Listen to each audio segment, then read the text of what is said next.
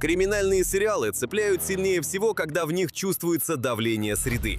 Улицы, семьи, полиции, денег, власти и прошлого. Персонаж еще уверен, что выбирает сам, но вокруг уже работают чужие правила, старые долги, страх и интересы людей, которым нельзя отказать. В этом выпуске 10 сериалов, где напряжение растет постепенно, без лишнего шума. Здесь город может быть опаснее убийцы, семья опаснее врагов, а власть опаснее открытой угрозы. Одни герои пытаются выжить, другие — удержать контроль, третьи — понять зло изнутри и не сломаться самим. Это истории, в которых каждый шаг сужает пространство выбора, и именно поэтому они держат крепче обычного детектива.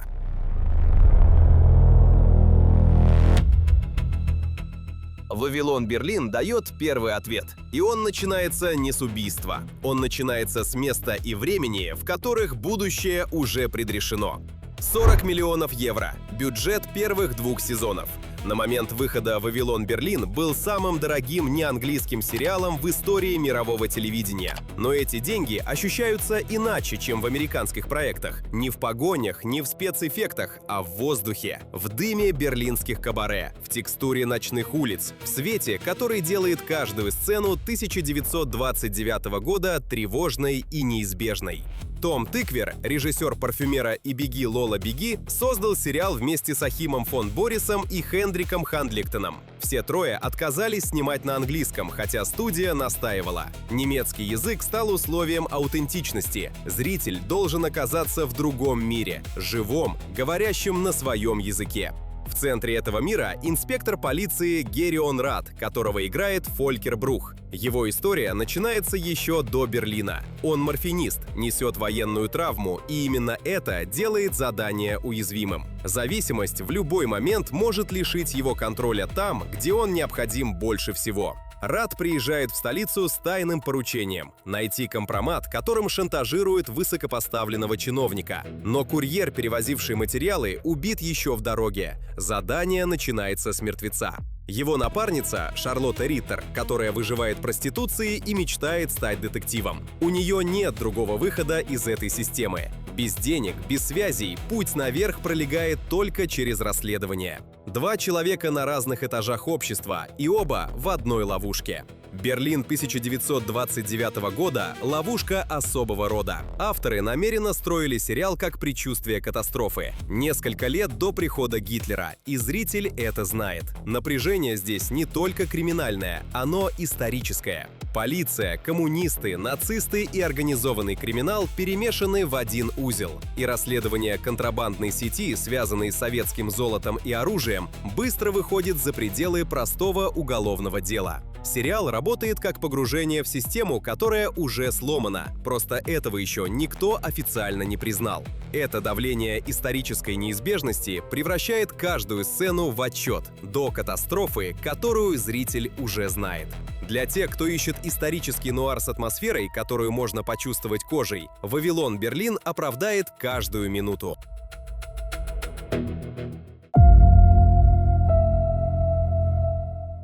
Следующий ответ на вопрос о ловушке находится на другом конце Европы, там, где никакого предчувствия катастрофы уже нет.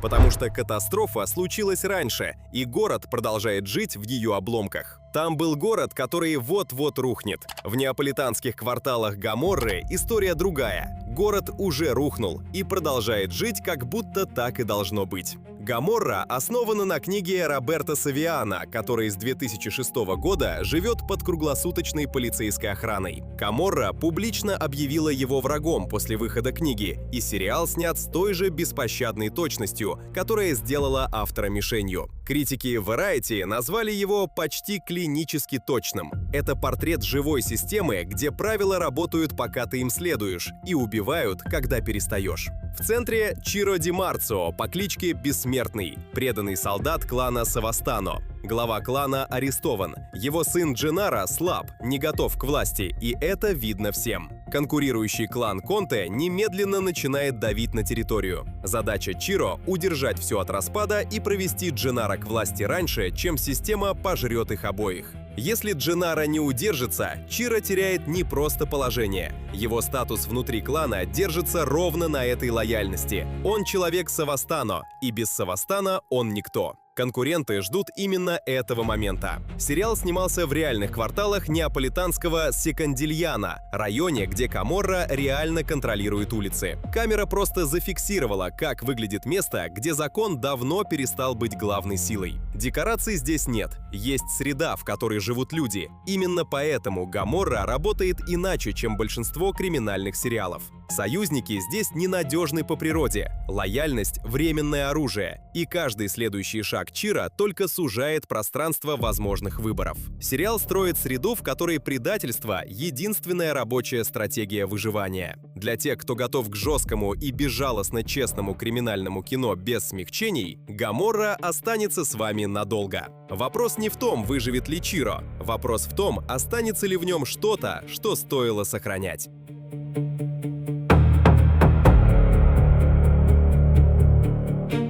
А следующий сериал переворачивает угол. Там уже не человек внутри системы, там человек, который сам становится системой. Пабло Эскобар не рождался системой, он ее строил. Бразильский актер Вагнер Моура понял это раньше, чем выучил испанский. Он не знал языка, когда получил роль, и выучил его за несколько месяцев. Специально, целенаправленно, с нуля. Колумбийцы на съемочной площадке регулярно указывали ему на акцент. Это маленькая деталь, которая многое объясняет. «Нарко» — сериал об усилии, о том, чего можно добиться, если нет ничего, кроме воли и времени. Именно это делает Эскобара понятным, и именно это делает его страшным. Сериал основан на реальных событиях. История медельинского наркоторговца, который в 1970-е и 80-е годы построил кокаиновую империю, контролировавшую большую часть мирового рынка.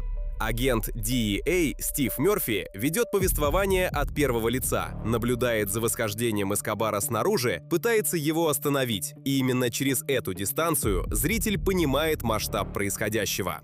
Завязка конкретна. Местный бандит из бедного квартала Медельина начинает строить структуру, которая вскоре становится сильнее государства. Цель Эскобара – деньги, защищенность и в какой-то момент политическая неприкосновенность. Цель агентов DEA – его остановить. Препятствие симметричное. Эскобар покупает всех, кого не может убить. Коррупция пронизывает государство насквозь, и охота на него превращается в войну, которая разрушает целую страну. В какой-то момент он перестает защищаться и переходит к открытому террору. Взрывы в аэропортах, убийства политиков, бомбы в жилых кварталах. Для агентов DEA задача принимает другой масштаб. Поймать наркоторговца уже недостаточно, чтобы выжить самим. В сериале использованы реальные архивные съемки DEA и колумбийской полиции. Граница между реконструкцией и документом намеренно размыта. Настоящая вдова Эскобара публично заявила, что сериал романтизирует ее мужа. Это, пожалуй, лучшая рецензия. Значит, сделано достаточно точно, чтобы задеть живых людей.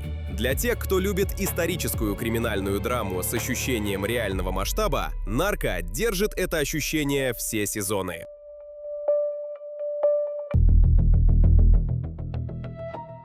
«Нарко» показал, как один человек мыслит системно, строя преступную империю. Охотник за разумом ставит следующий вопрос. А что происходит с человеком, который пытается эту логику изучить? Дэвид Финчер разработал для сцен допросов особый световой метод. Свет падает так, будто он из дыры в небе. Гнетущий, без источника, без тени. Это технический выбор, который работает как смысловой. В этих разговорах нет нейтральной территории. Каждый допрос серийного убийцы – медленное давление, которое ощущает в первую очередь сам агент. История начинается в 1977 году. Агент FBI Холден Форд, которого играет Джонатан Гроф, начинает делать то, чего раньше никто официально не делал – интервьюировать осужденных серийных убийц. Без одобрения руководства, без прецедентов, с одной идеей, что старые методы поиска преступников не работают, потому что никто не понимает, как убийцы думают. Цель Форда – создать первый научный психологический профиль, чтобы ловить следующих преступников раньше.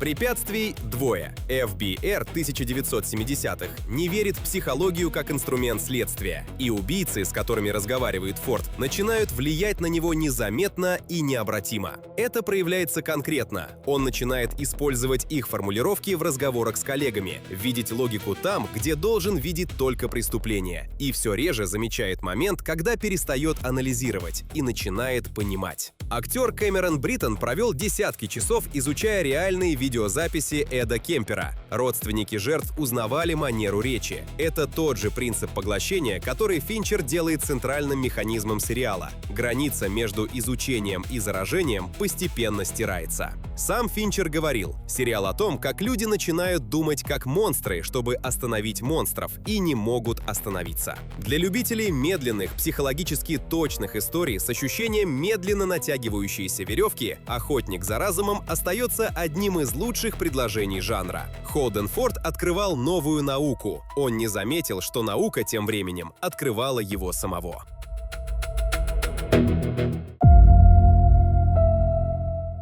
Следующая ловушка в этом выпуске другая. Туда никто не шел добровольно. Туда пришли за семьей. Агент шел к убийцам сам, выбирал дистанцию и время. В «Озарке» выбора нет. Угроза приходит домой. И с первой же сцены понятно, что выйти обратно невозможно. Финансовый консультант Марти Бёрд живет именно той жизнью, которая выглядит как отсутствие жизни. Офис в Чикаго, маршрут на работу, семья, в которую никто особо не заглядывает. Столкновение происходит мгновенно. Партнер Марти украл деньги у мексиканского картеля. Картель убивает партнера. Марти получает 48 часов. Начать отмывать деньги или умереть. Все остальное – следствие этих 48 часов. План такой – переехать в озерный курортный район Озарк, Миссури и наладить схему отмывания через местный бизнес. Джейсон Бейтман, до «Озарка» известный исключительно как комедийный актер, сам срежиссировал пилот и потребовал, чтобы его персонаж никогда не вызывал симпатии. Марти Бёрд называет выживание спасением семьи. Синяя палитра кадра работает как диагноз. Художники называли ее цветом страха. И сцена за сценой зрительный нерв регистрирует тревогу раньше, чем успевает сознание. Чем дольше смотришь, тем менее очевидна разница. Рядом жена Уэнди, которую играет Лора Линни. И местная девушка Рут Лэндмар, Джулия Гарнер, выиграла за эту роль 3 Эмми. Рут – один из лучших женских персонажей в истории криминального телевидения. Умная, опасная и в ловушке такой же полной, как сам Марти. Уэнди реагирует иначе. Там, где Марти выстраивает контроль, она начинает управлять людьми. Тихо, точно, все меньше думая о том, что это должно было быть временно. Рут выживает злостью, и именно это делает ее самой уязвимой из троих. «Озарк» для тех, кто хочет криминальный триллер, где угроза не приходит и уходит, а просто живет рядом, становясь все привычнее. Что страшнее картеля? Момент, когда семья перестает его замечать.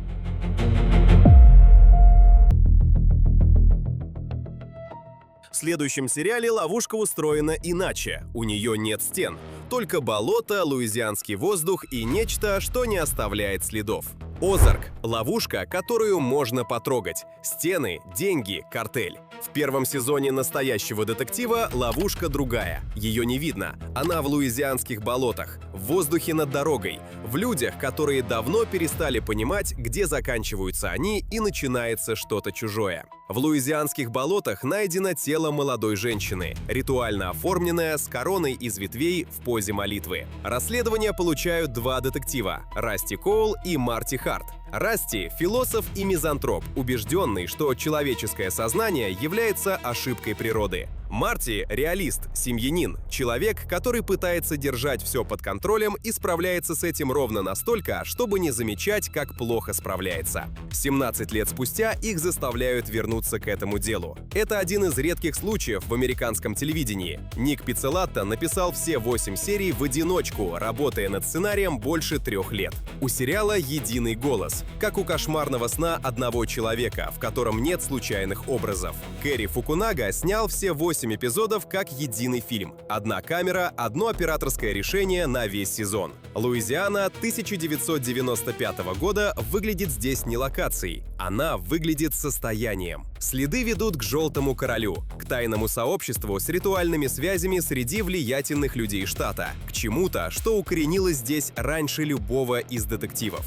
Мэтью МакКонахи и Вуди Харрельсон отказались читать сценарий следующего эпизода до съемок текущего. Их растерянность и реакции на события были настоящими. Расти Коул реагирует так, как реагирует сам актер, и именно это делает его невыносимо точным. Первый сезон «Настоящего детектива» для тех, кто хочет криминальный сериал как медленно нарастающее давление, в котором место важно так же, как преступление. Два детектива ищут убийцу. Расследование разрушает их не медленнее, чем убийца разрушал жертв. Разница в том, что они об этом не знают.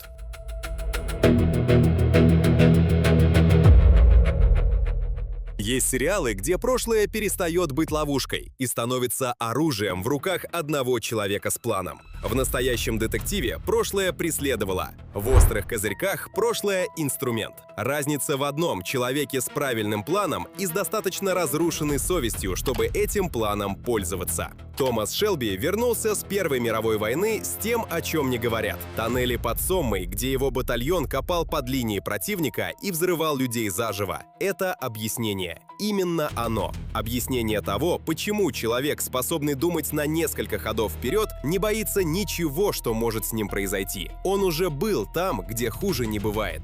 Послевоенный Бирмингем 1919 года здесь не исторический музей. Создатели намеренно позаботились об этом. Анахроничный саундтрек Ник Кейв, Пи-Джей Харви, Arctic Monkeys уничтожает ощущение пыльной эпохи и делает мир Шелби живым, опасным и актуальным. Реальная бирмингемская банда «Острые козырьки» существовала на рубеже 19-20 веков. Название происходит от лезвий бритв, зашитых в козырьки кепок. Томас Шелби — художественное воплощение реального социального явления. Людей, которых война сломала и выбросила обратно в мир, не знавший, что с ними делать. Завязка конкретна. Клан Шелби случайно присваивает партию оружия, предназначенного для ИРА. Это привлекает государственного инспектора Честера Кэмпбелла, приехавшего уничтожить банду. Томас делает ход, которого от него не ждут, идет в наступление и пытается легализовать бизнес через политику. Лондонская мафия, ИРА, государственные агенты и его собственная семья – все одновременно.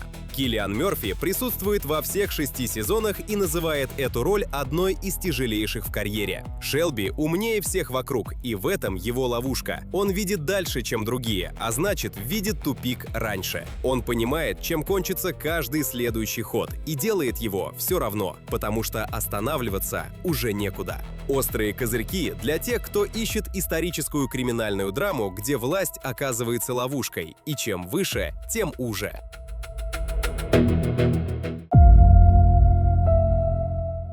«Острые козырьки» — история о том, как строят власть с нуля.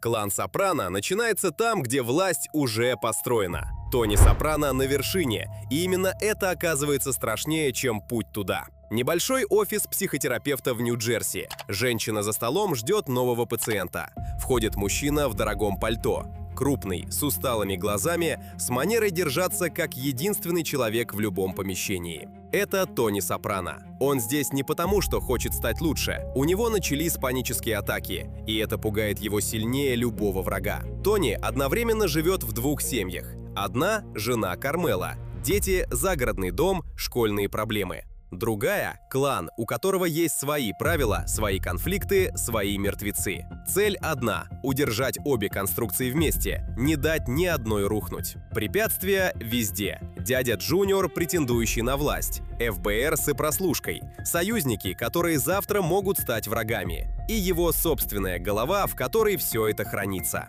Сериал разворачивается медленно. Первый сезон строится так же, как Тони выстраивает защиту. Слой за слоем, без спешки. Дэвид Чейз написал Тони, вдохновляясь отношениями со своей матерью. Ее манипуляции и ее власть стали основой образа Ливии Сопрано. Человек, управляющий криминальной семьей Нью-Джерси, боится женщины, которая его родила, так как не боится ни одного конкурента. Это объясняет, почему терапия здесь идет в обратную сторону. Человек, который лучше понимает себя, лучше понимает, как причинять вред. Джеймс Гандольфини часто плакал между дублями, не выходя из образа. Тони не придуман, он прожит. И именно это создает в зрителе странный неудобный эффект. В какой-то момент начинаешь за него беспокоиться, и только потом понимаешь, за кого именно. Именно клан Сопрано открыл американскому телевидению сложного главного героя. Уолтер Уайт, Дон Дрейпер – все они существуют потому, что Тони существовал раньше. Для тех, кто готов к криминальной драме, которая одновременно является семейной трагедией и психологическим портретом человека у власти, клан Сопрано остается точкой отсчета. Тони управляет империей и совершенно не в состоянии управлять собой.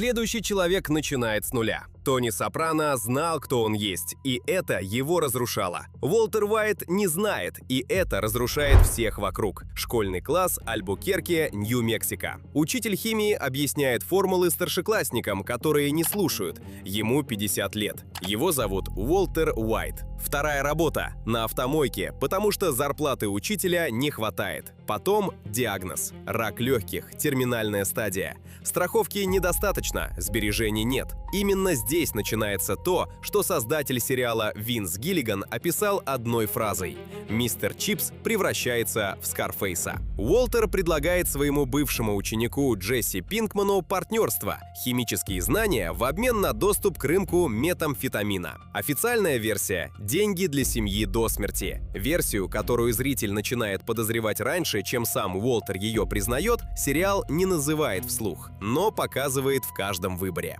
Брайан Крэнстон до «Во все тяжкие» был известен исключительно как комедийный актер. Роль отца в «Малкольме». Руководство AMC не верило, что зрители примут его как злодея. Это недоверие стало ключом. Именно потому, что Крэнстон казался безопасным, зритель принимает Уолтера как обычного человека, и трансформация становится невыносимой, когда понимаешь, что следил за ней с самого начала. Тот же принцип работал и на уровне производства. Консультанты DEA помогали создателям, но намеренно просили вставлять маленькие ошибки в химические формулы, потому что реализм оказался настолько убедительным, что авторы были вынуждены защищать реальный мир от собственного сценария. Убедительный актер плюс убедительная химия, и зритель верит, это может произойти с кем угодно рядом. На пути у Уолтера картель, конкурирующие производители и его зять, агент DEA. Ловушка симметричная. Чем дольше он продолжает, тем меньше остается причин останавливаться. «Во все тяжкие» для тех, кто готов наблюдать трансформацию человека без права на сочувствие. Один первый выбор, а потом просто логика этого выбора до конца.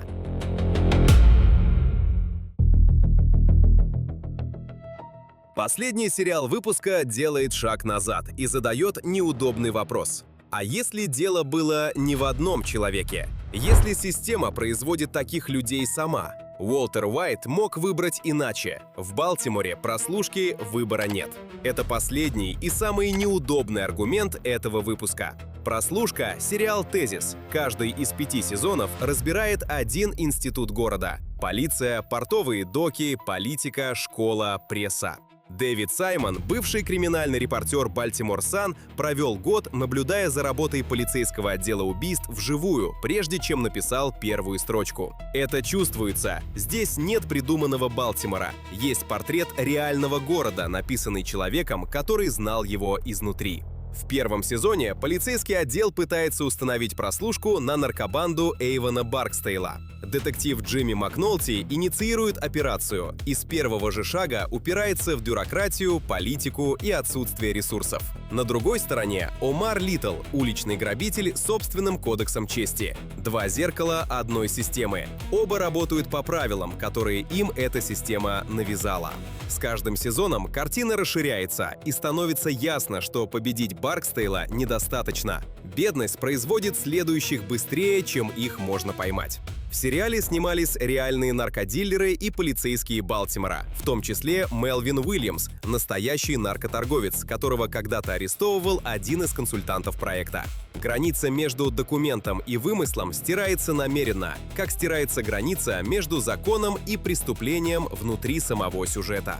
Прослушка требовательна к зрителю именно потому, что устроена как роман. Первый сезон — только первая глава, и виновата в ней одна лишь полиция. Но весь смысл сериала в том, что виновата не полиция. HBO едва не закрыла его после первого сезона из-за низких рейтингов. И именно это Саймон доказывал каналу. Если остановиться после 13 эпизодов, зритель увидит только одну из 5 институций города. А это все равно, что прочитать первый том и решить, что книга не о том. Прослушка для тех, кто готов к медленному, плотному, требовательному сериалу, который не утешает и не разрешает. Полиция против наркоторговцев, и обе стороны проигрывают системе, которая их создала. Победа здесь возможна, просто она ничего не меняет.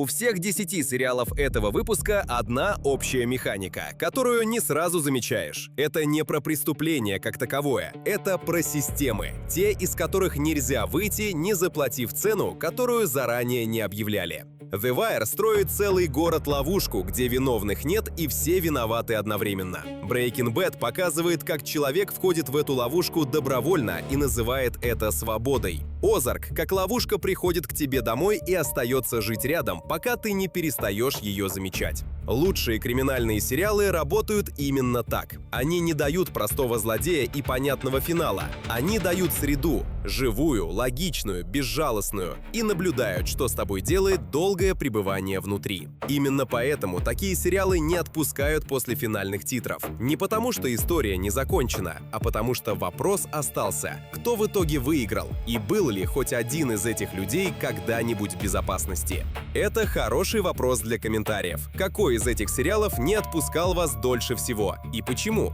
Иногда это настоящий детектив, потому что атмосфера первого сезона живет в голове еще несколько дней после финала. Иногда «Клан Сопрано», потому что в какой-то момент понимаешь, что беспокоился о Тони, и уже непонятно, как к этому относиться. Если выпуск был полезным, подписка и лайк помогут алгоритму показать его тем, кто тоже ищет, что посмотреть. В следующий раз другой жанр, другой эффект, но та же логика, только то, что держит крепко.